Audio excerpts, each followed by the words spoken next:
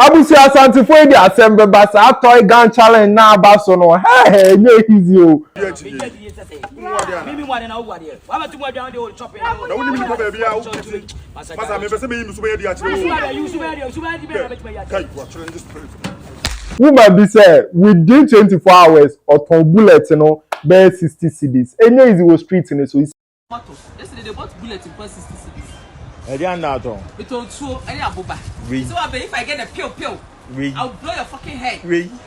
Enipa e do abakum se beton ase. See ade me say makoto me de enumre to ameto no wo bedwane what vibe na say aha enkonkon sare na Kwaku Manu e de futu sembi abefa sa trend na ekoso no se chale wo to a emfa main nimpanani what vibe na say agrobi koso yetu we tu na we ato na efe na yede enye de bia na yebedwene aha to awereho ni bigu sabi nya wonkwa na obawu enya wonkwa na odwuma se nya wonkwa na oyire ana wukunu agyawo misredu de bia na have fun kakra na mom no yedi agro no etuo no mamon fan say rover too ekoso skate makers ni pd skate chale very nice akra for na toto ayampe say ade we ntumi nkoso akra chale mumu awa no na mon kope ba bi hye we don concern here once again me so person can PK vibes concern busua ko WhatsApp group ne ho a ba comment section ase na betro say PK I want to join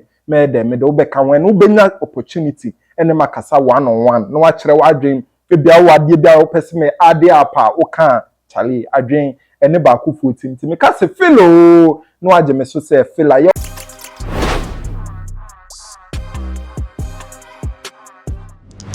Inti wonu me hu se toy gun trend na ye dey to Kosovo street ni say ni obeti pow Kosovo ma me hu se senior man Lela aye this video and me hu se this guy so I created this content nice content with that trend what vibe na say madam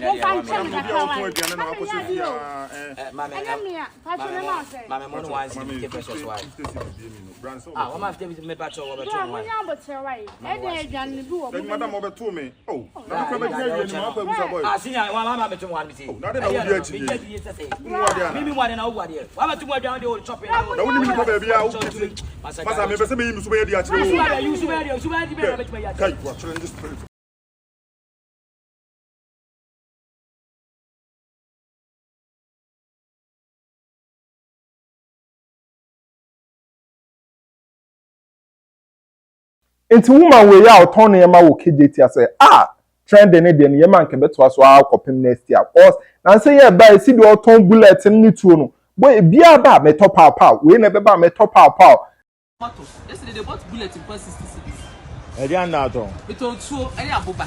So if I get a pill, I'll blow your fucking head. Enipa e do abakum se beton ase so what dey to na Kwaku Manu e bai e be kansem osade ne de ekoso e nice cause enye de bia na abehye dem obe onkwa na aye adwuma onkwa na aye busy ana onkwa na wo breaking heart cause sometimes I was udi agro kakra into onu Kwaku Manu kwa akoto ni to beti pow obi ato pow enko to bi na tana we what vibe na so but say the fact is se mo to na se police for ba e be kaso o chale munyai ana se wo to emfa nkwohye onyonkwa ni ase nkoto e betuma se nani what I say sa pow sound no bulletin bibi wom what vibe na say agrobi koso yetu we tu na we ato na efe na yede enye de bia na yebedwene aha to awereho ni bigu sabi nya wonkwa na obawu anya wonkwa na odwuma se nya wonkwa na oyire ana wukunu agyawo misredu de bia na have fun kakra na mom no yedi agro no etuo no mamon fan say rover too